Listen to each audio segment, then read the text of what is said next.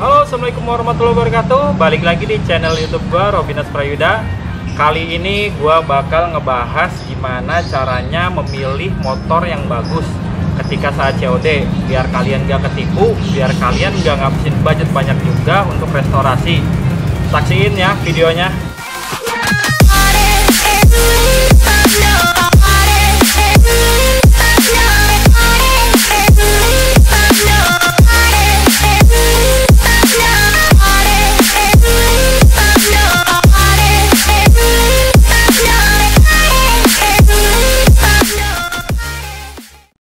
Hal yang pertama harus kita lakuin ketika kita COD adalah ngecek fisiknya dulu, terutama body-body. Sebenarnya sih nggak terlalu masalah karena kita nanti ngerestorasi bakal kita ganti semua bodinya. Tapi untuk minimalisir budget, kalau bisa yang hancur tuh sedikit aja, jangan sampai parah semuanya hancur. Tapi kalau lo mau ganti semua yang hancur, ya nggak apa-apa hancur semua, nanti tinggal ganti yang baru semua deh. Biarin hasilnya juga bagus, kinclong. Ya sesuai deh sama yang lo inginin. Hal yang kedua yang harus lo lakuin ketika COD motor Astrea adalah ngecek kerembesan mesin. Lo bisa cek di kolong apakah ya mesinnya itu rembes parah atau enggak, rembesnya tuh di bagian mana. Contoh misal di bagian packing samping, kanan kiri boleh dicek sama packing head. Walaupun kerembesan di bawah itu nggak terlalu pengaruh ya, paling biasanya itu karena packing kelamaan aja. Murah juga kok ganti packing, nggak seberapa, paling sampai 50.000 aja kecuali packing head. Yang penting suara mesinnya tuh masih oke, masih bagus, masih halus, jadi nggak terlalu berpengaruh ke daleman mesin kalau cuman kerembesannya aja. Lanjut ke tips ketiga adalah ngecek kerangka motor. Itu emang harus dibuka sih, tapi bisa lo ngebuka itu ngecek rangka belakang. Ngecek rangka belakang itu kalau cek ke keroposannya parah apa enggak, karena dia berpengaruh banget. Walaupun lo mau restorasi rangka kropos bisa gampang banget, yang belakang itu tinggal dilas. Tapi kalau bisa lo dapat yang rangkanya masih bagus sih. Yang kedua tuh cek rangka di tengah. Ini sih yang fatal karena ini kalau benar-benar kropos itu bisa patah motor lo di tengah. Kalau bisa sih ini dicek dulu, yang paling utama sih sini nih. Kalau rangka belakang tuh masih gampang lah, masih bisa dilas. Tapi kalau di sini udah patah, udah kropos, udah bahaya deh pokoknya buat motor lo. Motor lo juga udah nggak center, makanya kalau bisa yang ini utama nih, cek rangka di tengah sambungan sini. Tips berikutnya adalah cek kelistrikan motor. Itu jadi salah satu yang penting sih menurut gua, karena kan sekarang SOP polisi juga lampu harus nyala terus ya kan. Yang pertama sih lo cek lampu depan sama lampu belakang sih, lampu inti. Ya kalau dia masih cuman fokus bohlamnya sih masih oke lah. Yang sama sen tuh juga harus dicek sih depan belakang. Sebenarnya nggak terlalu masalah, itu nggak jadi terlalu fatal kalau untuk sen. Kalaupun kelistrikan lu mati, yang penting kabel bodi asli itu masih bagus, karena nanti berpengaruh ke lu pas benerin di bengkel. Kalau kabel bodinya udah hancur itu udah fatal. Bukannya fatal sih, harganya juga lumayan kalau lu perbaikin kelistrikan. Ngurutnya ribet, apa-apanya ribet kalau udah kabel nggak ori. Kalau kabelnya masih ori, orang bengkel juga masih ngerti mana jalur-jalurnya yang aslinya tuh gimana. Jadi saran gua sih kabel bodinya kalau bisa sih yang masih bagus atau masih urut. Kalau cuman mati-mati bohlam sih masih aman lah. Oke. Berikutnya adalah kita ngecek suara mesin. Nah ini yang menurut gua paling fatal. Sebenarnya Astrea ini kalau kerusakan mesin masih nggak terlalu mahal ya biayanya. Tapi kalau bisa kan minim budget buat kita restorasi ke body, itu cari mesin yang nggak berisik. Nih gua kasih tahu contoh cara suara mesin yang masih lumayan bagus. Masih bagus sih, masih dibilang. Kalau ini suara mesin masih normal, nggak ada ngericik, nggak ada bunyi klek-klek dari tengah. Yang bahaya itu suara dari tengah, karena itu bisa jadi kena stang teher atau tangkes yang lain.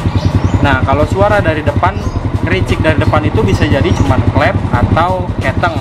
Kalaupun ganti, keteng itu paling murah 100 ribuan deh kalau nggak salah deh, belum sama ongkos bengkelnya. Nah kalau klep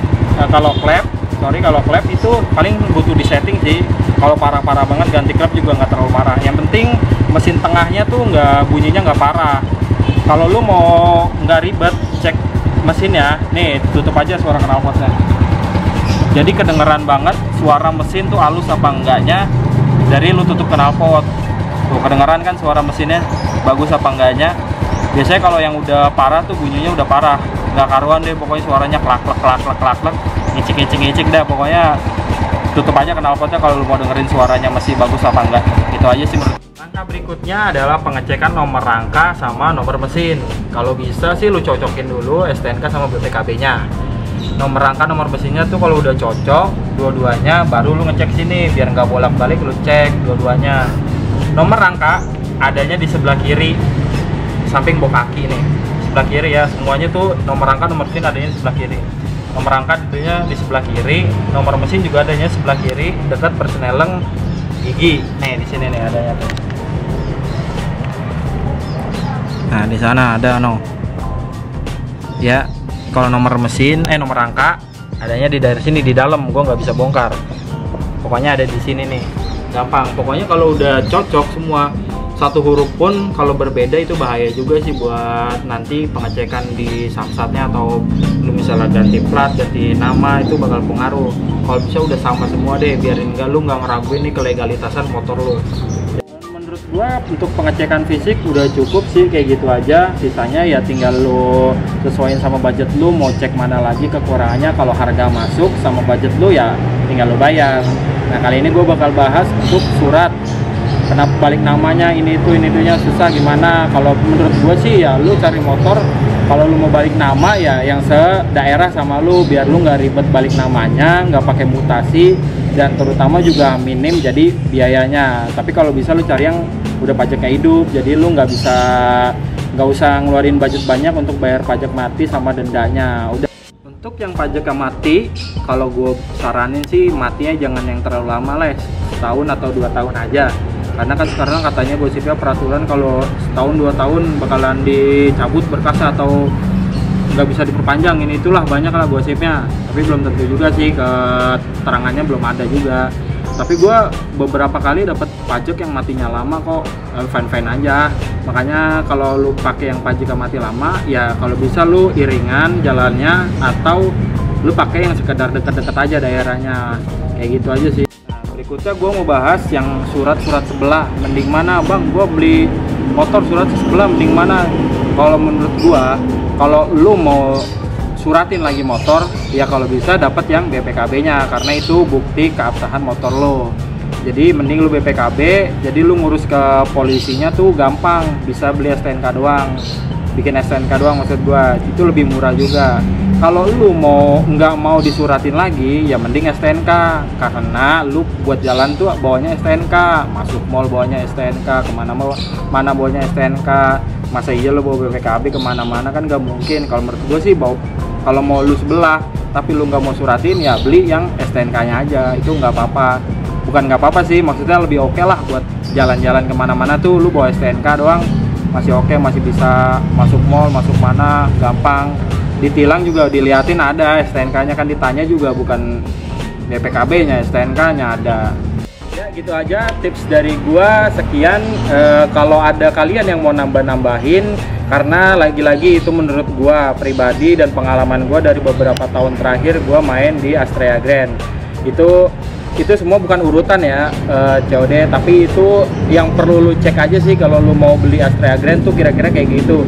Dan yang perlu lu pertimbangin ketika lu beli Astrea Grand ya itu, pokoknya lagi-lagi sesuaiin sama budget lu. Selagi minimnya atau minusnya sesuai sama budget lu dan lu masih bisa beli, ya bayar aja tuh motor. Yang penting sih menurut gua mesin aman. Gitu aja sih. Kalau ada saran atau tambahan boleh ditambahin di komentar di bawah. Jangan lupa like, subscribe, and share. Thank you semuanya.